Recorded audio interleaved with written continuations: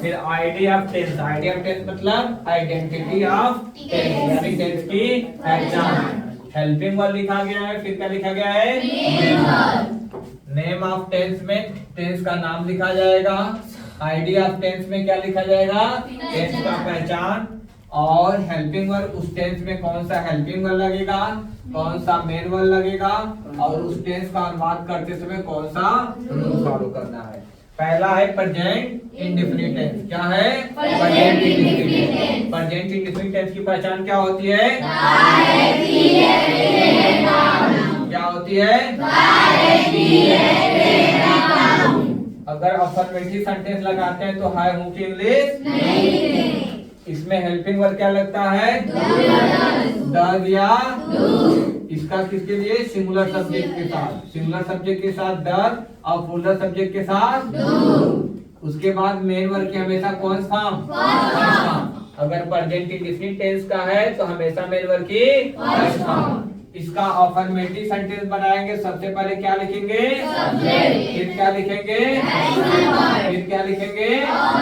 Subject लिखने के तुरंत बाद, सब्जेक्ट लिखने के तुरंत बाद, सब्जेक्ट लिखने के तुरंत बाद सब्जेक्ट सिंगुलर रहेगा तो एक्शन वर्ड को सिंगुलर बनाने के लिए किसका प्रयोग करेंगे? यस या सब्जेक्ट सिंगुलर है तो एक्शन वर्ड को सिंगुलर बनाने के लिए किसका प्रयोग करेंगे? उसके बाद क्या लिखेंगे?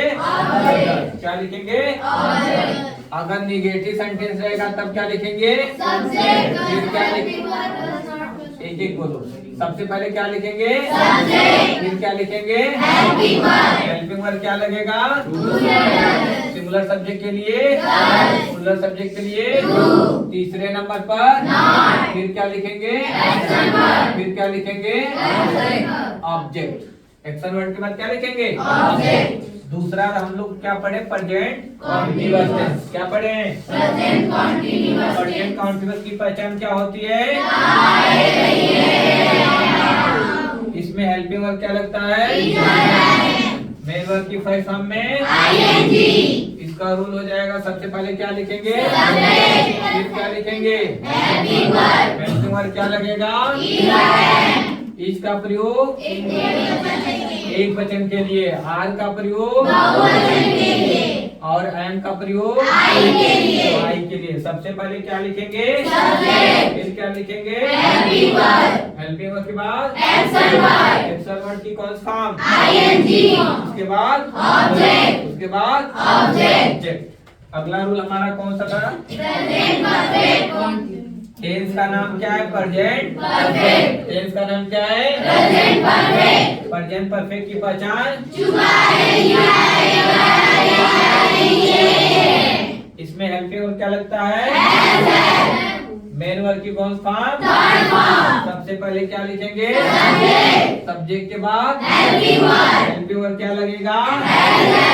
सिंगुलर सब्जेक्ट के लिए, प्लूरल सब्जेक्ट के लिए फिर क्या लिखना है? एक्शन वर्ड की कौन फॉर्म? क्या लिखेंगे? इसके बाद हम लोगों ने पढ़ा प्रेजेंट परफेक्ट कॉन्टिन्यूअस। क्या पढ़ा? Present perfect continuous. Present perfect continuous की पहचान क्या होती है?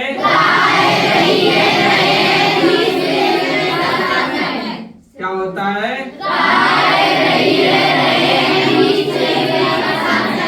बीच में से के साथ इसमें हेल्पिंग वर्ब क्या लगता है? हैज बीन या मेन वर्ब की कौन फॉर्म? अनुवाद करते समय पहला क्या करते हैं? उसके बाद सिंगुलर सब्जेक्ट के लिए, प्लूरल सब्जेक्ट के लिए फिर क्या लिखते हैं? सिंगुलर सब्जेक्ट के लिए, सिंगुलर सब्जेक्ट के लिए, प्लूरल सब्जेक्ट के लिए हेल्पिंग वर्ब के बाद क्या लिखेंगे? एक्शन वर्ड की कौन फॉर्म? उसके बाद निश्चित समय के लिए, अनिश्चित समय के लिए किसकी इंग्लिश है? किसकी इंग्लिश है? ये की। सिंस फॉर किसकी इंग्लिश है? सिंस की। उसके बाद क्या लिखेंगे? कोई दिक्कत किसी को?